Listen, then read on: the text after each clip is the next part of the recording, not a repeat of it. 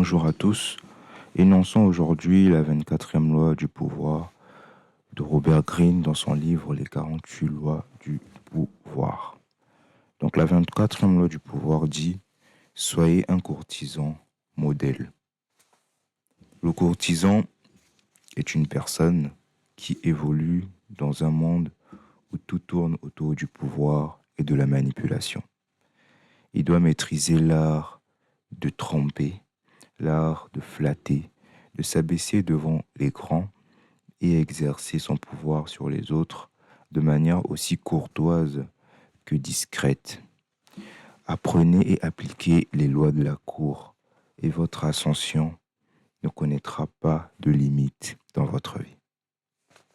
Donc, quelles sont ces lois dont parle Robert Greene, les lois de la cour, qu'usaient autrefois usées autrefois dans les royaumes, les lois de la cour avec une cour et une communauté royale.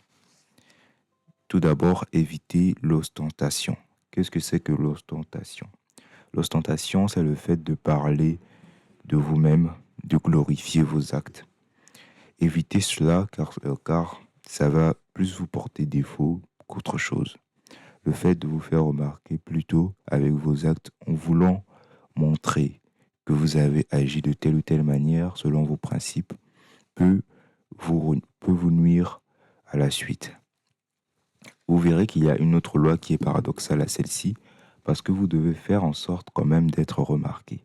Vous devez vous arranger à être remarqué, non pas par vos mots, mais par vos actes. Vous devez être discret en quelque sorte, mais paradoxalement, vous devez faire en sorte que vos actions soient remarquées par les grands.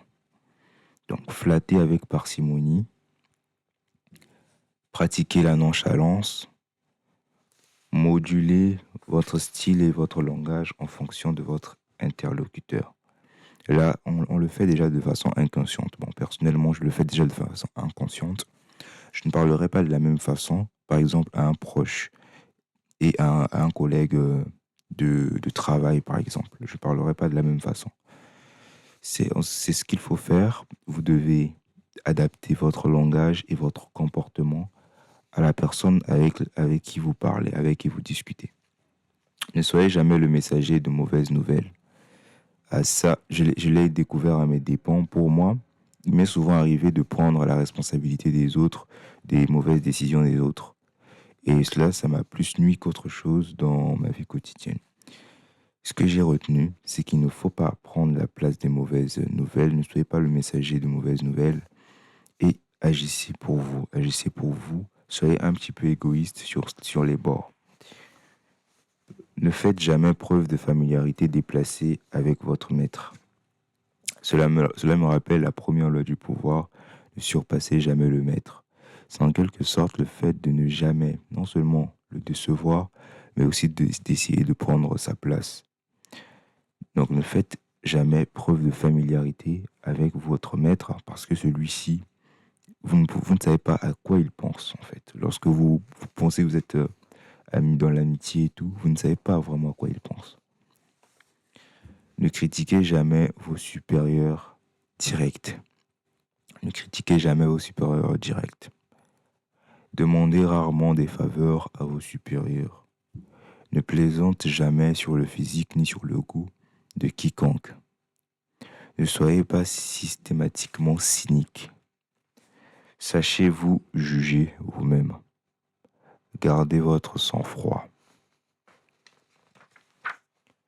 Il y a encore des lois. Soyez dans l'air du temps et surtout soyez source de plaisir, de divertissement. Voici en quelque sorte les lois de la cour à appliquer pour devenir un bon courtisan. Et je vous le rappelle, le fait d'être un bon courtisan va faire en sorte non seulement de manipuler votre entourage et d'atteindre vos objectifs en alignant votre entourage avec vos objectifs, mais aussi ça peut vous aider à prendre, comme je l'ai dit, la tête du pouvoir. En restant courtisan, votre entourage ne se doute de rien et vous pouvez manigancer tout ce que vous voulez en arrière-plan. Voilà ce que j'ai retenu de cette loi. Voilà ce que j'ai retenu de cette loi. Merci beaucoup de m'avoir écouté dans cette vidéo sur la 24e loi du pouvoir. Soyez un courtisan modèle. N'hésitez pas à me dire en commentaire ce que vous en pensez de cette loi. Est-ce véridique? Est-ce qu'il y a des choses à ajouter ou bien est-ce que c'est tout bonnement faux? Il ne faut pas le faire aujourd'hui. Et on se retrouve bientôt pour une autre vidéo. Prenez soin de vous.